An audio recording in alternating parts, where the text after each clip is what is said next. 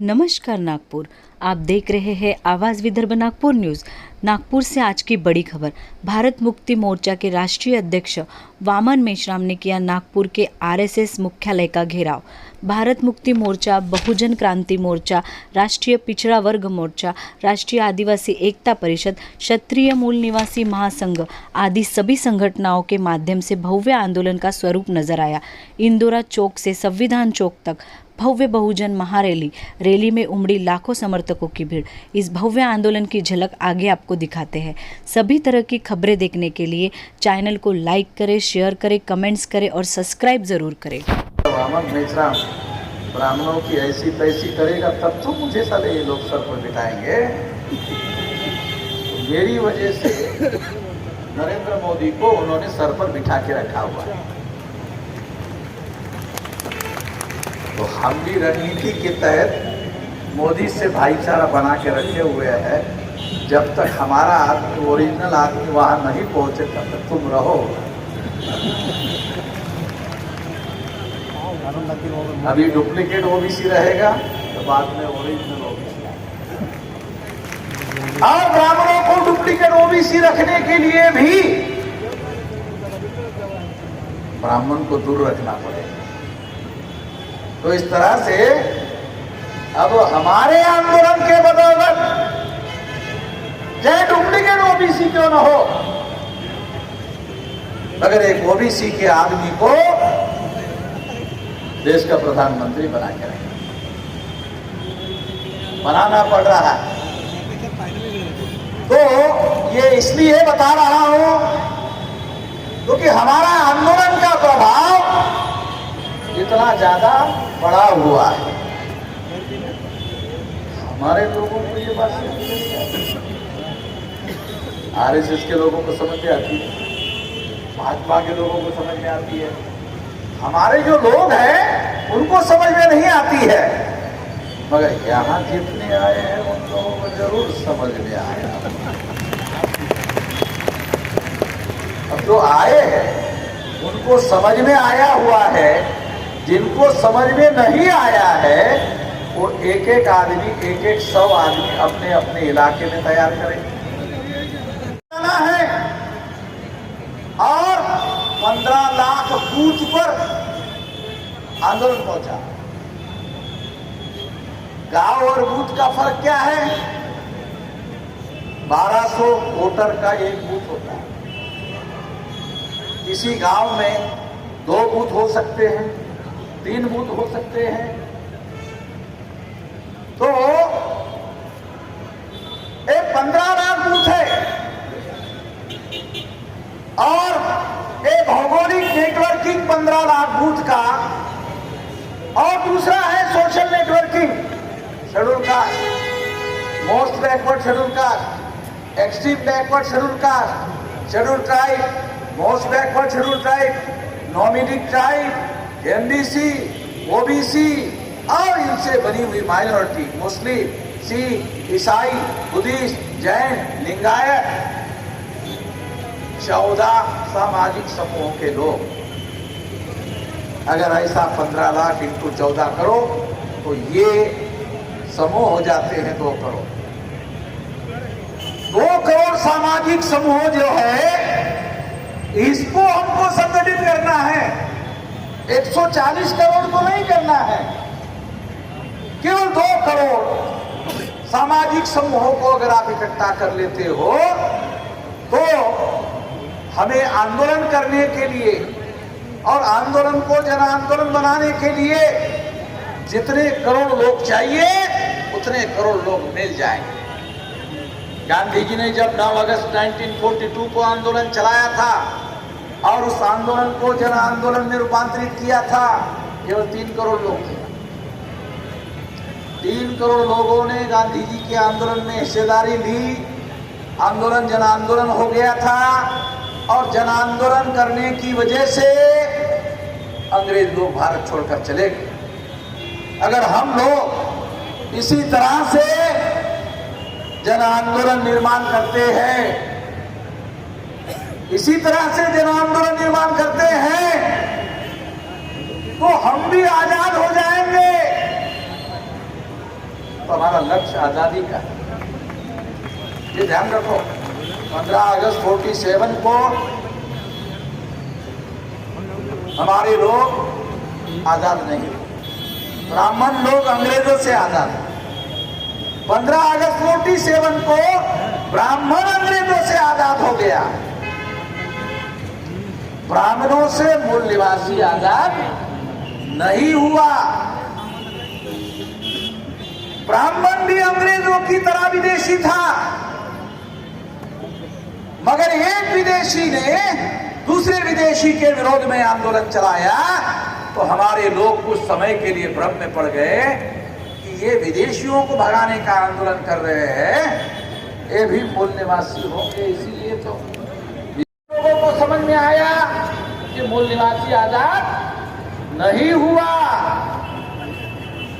मूल निवासियों को आजाद करने का आंदोलन चलाना बाकी है, इसलिए मूल निवासियों का आजादी का आंदोलन शुरू कर दिया गया है। इसलिए आजादी का आंदोलन मूल निवासियों का अगर सफल करना है तो क्या करना होगा?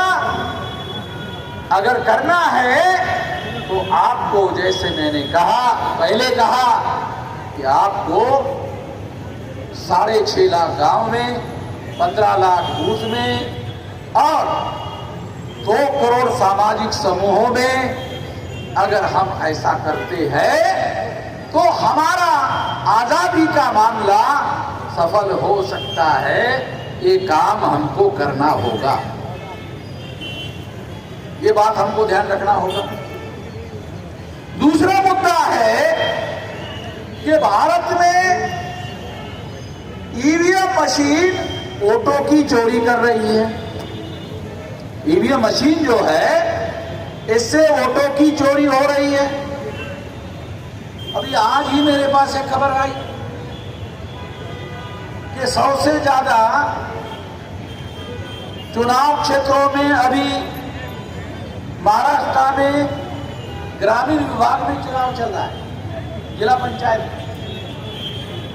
तो 100 से ज्यादा सीटों का चुनाव का रिजल्ट आया तो वो बूथ बैलेट पेपर पर हो रहा है, तो उसमें 1 सीट बीजेपी को मिली। इसका मतलब ये है कि बूथ लेवल पर उनको सफलता मिलने वाली, बैलेट पेपर पर सफलता मिलने वाली नहीं है, क्योंकि वहां चोरी करना मुश्किल है। ईवीएम मशीन में क्या है, अंदर ही अंदर चोरी कर सकते हैं और बाहर पता नहीं चलता। मशीन बनाने का और मशीन बनाकर देने का, ये सारी कंपनियां बीजेपी के लोगों की है और वो ईवीएम मशीन बनाती है और जैसी ईवीएम मशीन उनको चाहिए वैसी बनाती है। पहले ये अमेरिका यूरोप से आती थी, अब ये भारत में ही बन रही है। इसलिए साथियों, ईवीएम मशीन को हटाना बहुत ज्यादा जरूरी है।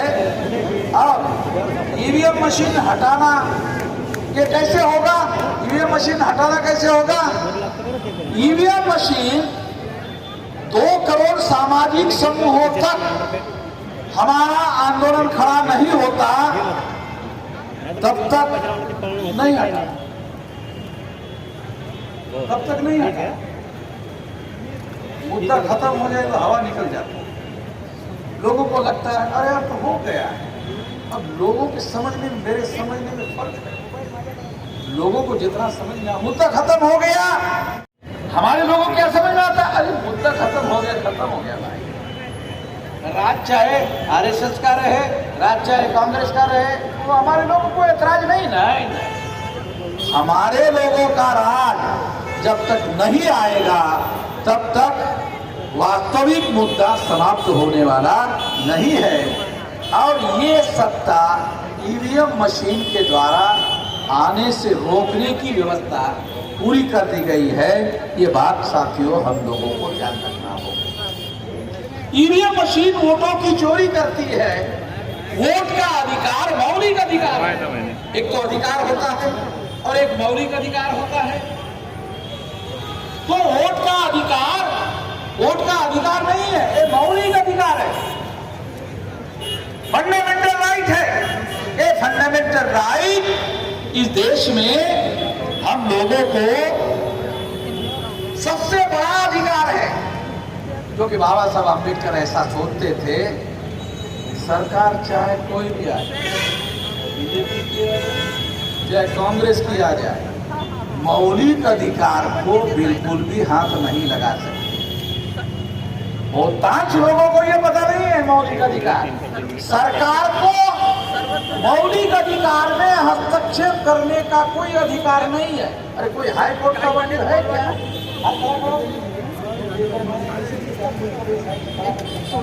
उधर पाटिल को खड़ा करके रखा।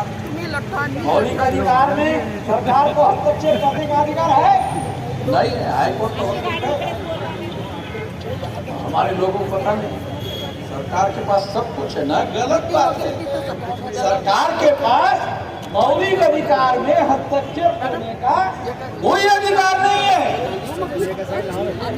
मान लो बीजेपी की सरकार आई, वामन मिश्राम नहीं बोल सकता। गला दबाने का अधिकार किसी सरकार के पास नहीं। मौलिक अधिकार है बोलने का अधिकार, तो किसी सरकार के पास, चाहे कांग्रेस की सरकार हो, चाहे बीजेपी की सरकार हो, मौलिक अधिकार है और वो किसी भी सरकार को रद्द करने का कोई अधिकार नहीं है। ये बात हम लोगों को रखना और समझना बहुत जरूरी है। ऐसे अधिकारों की रक्षा करने का अधिकार होना चाहिए। ऐसे अधिकार की संपूर्ण रक्षा करने का अधिकार होना चाहिए। मगर उड़ीसा ने रद्द कर दी। इसलिए ये बात मैं खास तौर पर आपको बताना चाहता हूं कि संविधान में एक संशोधन होना चाहिए। जो संगठन कानून और संविधान के दायरे में रहकर काम करता है और हिंसा फैलाने का काम नहीं करता है, उसको पुलिस परमिशन केवल औपचारिकता मानी जाए। उनके दया पर और मर्जी पर इस अधिकार को ना रखा जाए।